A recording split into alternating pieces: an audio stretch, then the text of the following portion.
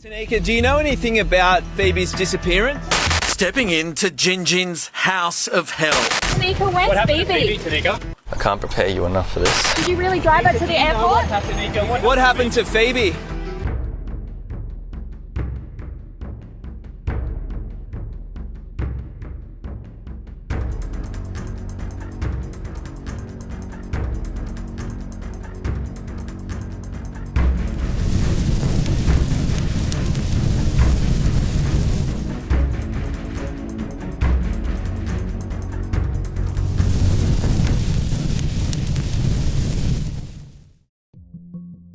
You remember 17, that weird space between kid and adult when you're old enough to want freedom but still young enough to believe nothing bad will really happen to you.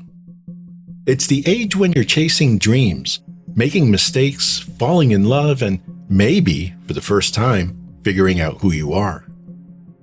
Pheobe Bishop was 17. She had plans, she had fire, and she had just taken her first real step toward independence.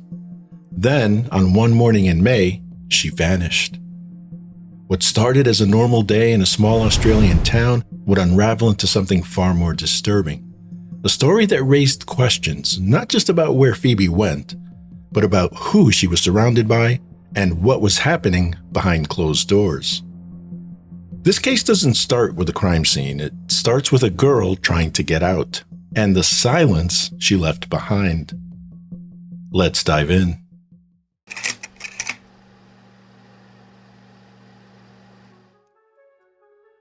Phoebe Jade Bishop was raised in the rural town of Jinjin, located in Queensland, Australia, approximately 50 kilometers west of Bundaberg. The kind of place where everyone knows your name and your business. And Phoebe, she stood out. Her family described her as strong-willed, sassy, and full of heart. She loved music and wasn't afraid to speak her mind. Phoebe attended the Y School in Bundaberg, an alternative education program designed for students who need extra support. Like many teens her age, she craved independence and space to grow. According to a report in the Daily Mail, after a recent falling out with her mother, she moved out of the family home. She ended up living in a shared house with two adult roommates, 33-year-old Tanika Bromley and her partner, 34-year-old James Wood. She was just 17. They were in their 30s. We'll circle back to that.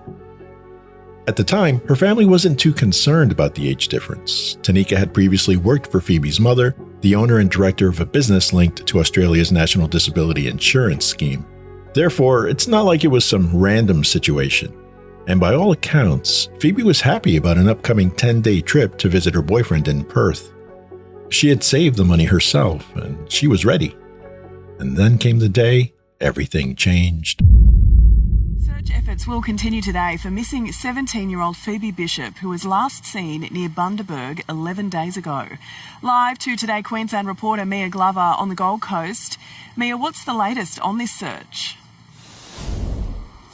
Good morning to you, Jane. Well, the dog squad has been called in, and these are dogs that are specifically trained to detect human remains, and they have been sent to the Goodnight Scrub National Park, which is about an hour west of Bundaberg. That is where the search is really honing in for this missing 17-year-old Phoebe Bishop. Police have also seized a number of items from that national park over the weekend. They've also brought in drones and the police helicopter. The search set to resume later this morning. Her mother, absolutely devastated, took to social media overnight describing Phoebe as a sunflower amongst a field of wildflowers. She also told Queenslanders and encouraged them to leave their porch lights on overnight in a bid to guide Phoebe home. Phoebe was supposed to board a flight from Bundaberg to Perth to visit her boyfriend. She had planned everything down to the last detail, but she never made it on the plane. Her roommates, Tanika and James, said Phoebe woke up late, was stressed, and they dropped her off at the airport around 8:30 a.m. They claimed it was the last time they saw her, but there was one problem. Phoebe never appears on airport surveillance, never printed or shown any boarding pass. She never went through security. She simply vanished. Her boyfriend got a garbled call from her that morning. He said it sounded like yelling, followed by silence. No texts, no activity, nothing. By the next morning, Phoebe's mother reported her missing. Police called the disappearance suspicious, and it was. The roommates described what she was wearing, a green tank top, gray sweatpants, and a black suitcase.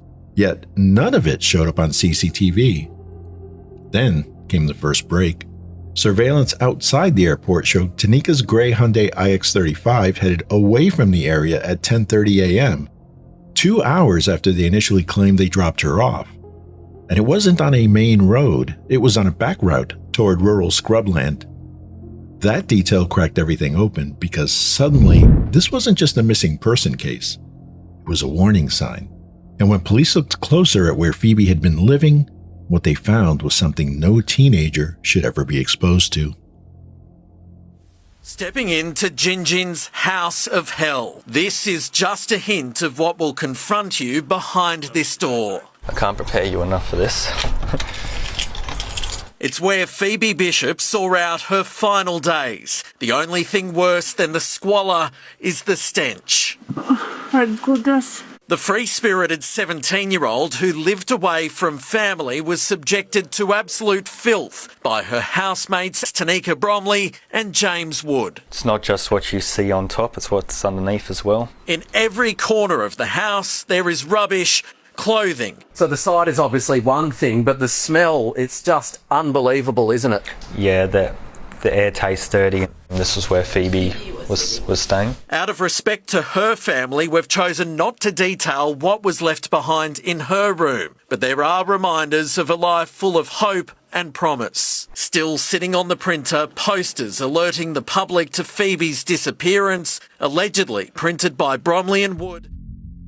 The footage spoke for itself. Filth, decay, and a home no teenager should have been living in. But that was only the beginning. While the public was just starting to grasp the severity of the situation, police were already digging deeper. With Phoebe officially missing and no trace of her at the airport, Queensland Police launched a full investigation. From the start, something felt off. Her mother, Kylie, said Phoebe would never go silent, especially not on the day she was flying to see her boyfriend. Police brought the roommates back in for questioning. When confronted about the timeline discrepancy, James changed his story. He now claimed Phoebe had panicked that morning, so they pulled over to let her cool off. They left her alone in the car, and when they returned, she was gone. They didn't go into the terminal, they didn't call her mom, they just drove away. Between May 23rd and May 27th, during the second week of the investigation, police searched the house and found the horrifying conditions hinted at earlier. Neighbors had called it a dump. Trash everywhere, a school bus on the lawn, spray painted with graffiti, and the smell of decay. Inside was worse. Rotting food, feces on the walls, razor blades on the floor. Phoebe's room was noticeably cleaner. Her belongings were neatly packed, like she planned to return, but her doorframe had been busted, like someone had kicked it in. And outside in the yard, police discovered 4 dead dogs. No explanation, no attempt to bury them, just left to rot. Shortly after news of the conditions broke, local media tracked down and attempted to question the roommates. Tanika, do you know anything about Phoebe's disappearance? Tanika, where's Phoebe? Did you really drive her to the airport? What happened to Phoebe? Why were there dead dogs found on your property? Before police searched the house, they had already examined Tanika's gray Hyundai. Inside, they found a sawed-off shotgun, ammunition, and 2 replica firearms. That discovery led to her arrest on weapons charges. Based on the evidence, both the vehicle and the home were formally declared crime scenes. Meanwhile, public suspicion exploded. Online sleuths dug up Phoebe's most recent social media posts, including one that shows a young girl sitting alone by the edge of a calm body of water. The text reads, "The hardest part about being the daughter that everyone's better off without and finds comfort away from home." The post suggests feelings of isolation, sadness, emotional displacement, and a deep sense of being unwanted or misunderstood. Also uncovered were text messages in which Phoebe called the house a shit home and said she couldn't wait to leave. In a recent text thread with her aunt, Phoebe wrote, I'm flying the F out of here to see my BF, and I need to get out of this hellhole. She added that she had asked her father if she could live with him, and the response was simply no. In a TV interview, the aunt, who was estranged from Phoebe's mother, shed some light on her niece's upbringing. Phoebe, she was always moving from Queensland to New South Wales and backwards and forwards. She was always changing schools. She had so many different stepdads in and out of her life. She never had no one that she could really speak to. And they grew up in filth. No disrespect for anyone, because I grew up in housing commission, but they lived like a typical housing commission family. With mounting evidence and 2 adults under scrutiny, police were running out of time. Phoebe didn't just disappear. She was running from something, and whatever it was, it may have caught up with her.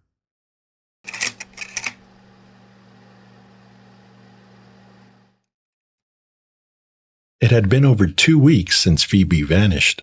With no answers and hope fading, her mother made a public plea, desperate for someone, anyone, to come forward. Hi, I'm Kylie. I'm Phoebe's mum. Our lives have been changed for the worst after the sudden disappearance of my daughter, who was last seen on May 15th. This is a pain no person or family should ever have to experience. Phoebe was a beautiful, loving, kind and person, and every day not knowing where she has been is devastating for us. This is why we are appealing to anyone with any information that may help to bring Phoebe home to contact the police. Even the smallest bit of information may be all the police need to find Phoebe. I would like to thank the police involved for their tireless efforts in looking for my daughter. They have kept me informed and are doing everything they can to find her. I also want to thank our community for their constant support and messages. I know that this investigation isn't over. It will not be over for me until we find Phoebe. I still hold hope that Phoebe will come home, but I have to consider the possibility that she also won't. In the worst case scenario, if the worst case scenario has happened, I at least need to know where she's resting. I need to know where Phoebe is.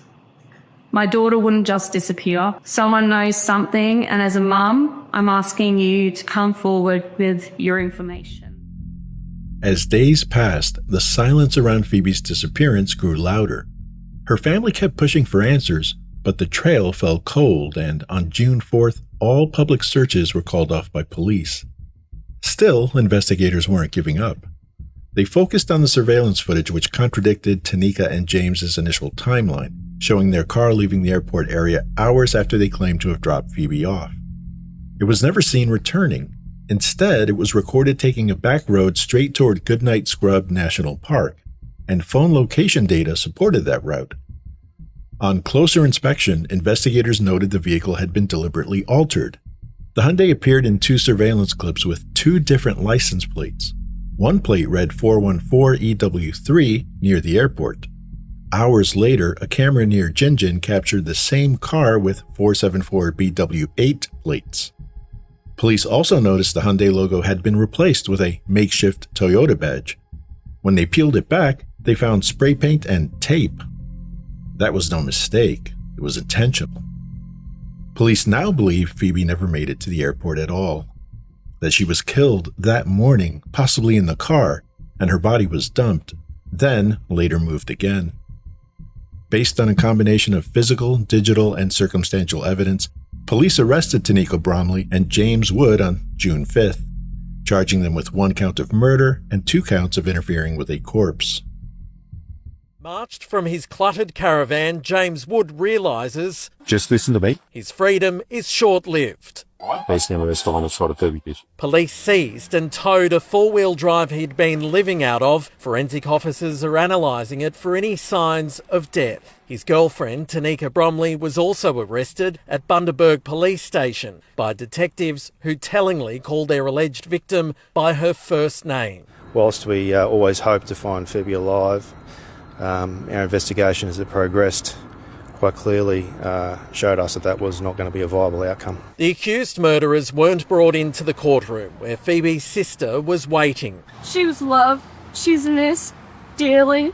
3 weeks is too long for us as a family and all of our friends. We just want her home. Throughout the search, something kept pulling investigators back to the strange route Tanika's car was seen taking on the morning Phoebe went missing. It didn't lead to the airport. It led to a place called Goodnight Scrub National Park, a dense, remote, rugged stretch of wilderness about an hour southwest of Bundaberg. At first, they kept the reason for the search quiet, but eventually Detective Inspector Craig Mansfield confirmed it. Phoebe's phone had pinged in that area, and not just once, there were multiple hits. It was enough to send cadaver dogs, drones, and dozens of search personnel deep into the brush. And then, on June 6th at 2:30 in the afternoon, one of those dogs hit on something. Roughly 5 miles from the park entrance, in a thick, isolated patch of scrubland, police made a grim discovery. It took them more than 3 weeks, but police are now confident they've found the remains of Phoebe Bishop. Her housemates remain in custody, charged with murdering the 17-year-old, then moving her body twice. We can take you inside the investigation and reveal the incredible stroke of luck that led to the devastating breakthrough. Off an unassuming path in unrelentingly dense bushland, a crime scene. It's here investigators claim Phoebe Bishop's body was dumped by her alleged killer housemates. Those remains have now been tested and examined further by our forensic capability.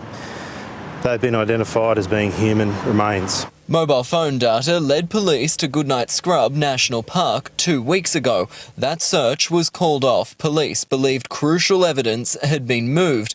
Then, late yesterday, a lone detective and a cadaver dog made the horrifying and chance discovery, deciding to scour this track on a whim because it looked similar to the site of the first search. That national park is vast, and as I've mentioned previously, it's an unforgiving terrain. The second site is approximately 9 kilometres from the first, but it is within that area of that telecommunications data. Detectives not confirming how they believe Phoebe died or if a weapon was used, but we are satisfied that we have enough evidence to support our prosecution of these two accused. The 17-year-old's luggage and phone are still missing, and an alleged motive has not been revealed. We always wanted to bring Phoebe home, and we believe that this is the first step in that process. The town of Gin, once judged Australia's friendliest and where Phoebe lived with Bromley and Wood, is reeling. A small shrine is growing outside the trio's home, and from Phoebe's mother just moments after the grim find. I didn't think my heart could break any more than it did when you went missing or when the charges were laid, but this is ripping me apart. As news of the arrests broke, the reaction was immediate and emotional. The town of Gin was stunned. People had been clinging to hope, hoping Phoebe would be found alive, hoping this wasn't what it looked like. But after weeks of silence, secrecy, and suspicion, the truth began to sink in. This wasn't just a missing person case. It was a homicide. Phoebe's mother, Kylie, took to Facebook with daily posts, counting the days her daughter had been gone, asking for answers, pleading for help. And when police confirmed they'd found Phoebe's remains, Kylie said what no parent should ever have to say. "I just need to know where she's resting." And still, through all of it, Kylie showed grace. At a candlelight vigil held after the arrests, she asked the community not to take their grief out on the accused's family or her kids. They didn't make those choices, she said. Phoebe would have wanted compassion. A moving vigil has been held in the small Queensland town ripped apart by the tragic alleged murder of Phoebe Bishop. Among the attendees at last night's memorial, the SES and police search teams who scoured Scrub for the missing teen. Her family, including her sister and mother, also made emotional speeches to a crowd of more than 300 people. I know Tanika has been charged. I know her family live within our community. And from living within our community, I expect them to receive respect and I expect them to receive the respect that they deserve. They have not made the decisions that this woman is accused of. Phoebe, 17 years was never enough for her life. But in the short 17 years that she was with us, God, she gave us a run for our bloody money. Oh. She was a cutthroat person, but she's seen the good in everyone. As of the date of this upload, James Wood and Tanika Bromley remain in custody. They've been charged with 1 count of murder and 2 counts of interfering with a corpse. Their next court appearance is set for August 11th, 2025. The full picture hasn't been revealed yet. Cause of death is still unknown and forensic testing is ongoing. But according to police, the case is solid, built on phone records, surveillance footage, conflicting witness statements, and physical evidence collected from both the vehicle and the home. Detective Inspector Craig Mansfield said it plainly. 3 people arrived near the airport. 3 people never exited that vehicle. Then came another twist. Kieran Daniel Mittelhauser, 30 years old, was charged on July 1st with 2 counts of accessory after the fact to murder in connection with Phoebe Bishop's case. Prosecutors allege that Mittelhauser used Phoebe's mobile phone to interfere with the police investigation, an act meant to mislead or obstruct law enforcement.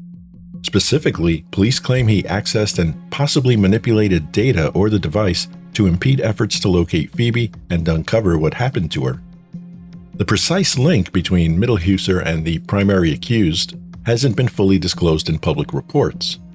The timing of the charge, however, just weeks after Tanika and James were arrested, suggests he was connected to their circle or had access to sensitive information. While it strongly implies coordination with the primary accused, no official source has confirmed the exact nature of their relationship. What we do know is Mittelhauser has a confirmed hearing for August 25th. At that time, it is possible that evidence summaries or affidavits may outline the timeline of his involvement, and we can learn whether Mittelhauser was knowingly helping conceal a murder, if his actions were more peripheral or reactive, and how close he really was to the 2 main suspects. Even so, police are firm. As of now, Tanika and James remain the only suspects. What comes next is the legal process, a preliminary hearing, possibly a trial, maybe even plea deals. But one thing is certain, the world is watching, and so is Phoebe's family. Because this isn't just about justice, it's about answers. What happened in that car? Why didn't they call for help? What could have happened that morning to end a 17-year-old girl's life right as it was beginning? And maybe the hardest question of all, could it have been stopped?